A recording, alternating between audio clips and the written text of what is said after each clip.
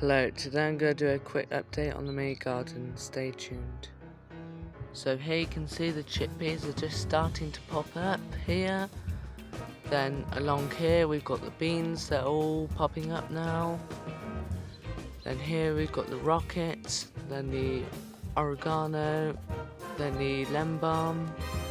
Then here the sage and the fenugreek. Then up on the fence there were loads of peas, now we've got yard-long beans all planted along, as you see here.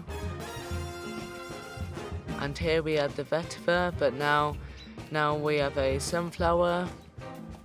Here we have some more chickpeas popping out along here. And up here we have two Mexican sunflower plants, the orange variety.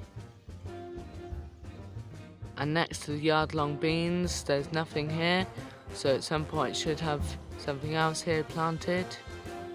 Okay, thank you for watching, and soon I should be doing an update on how everything's going, so don't forget to subscribe and see you in the next one.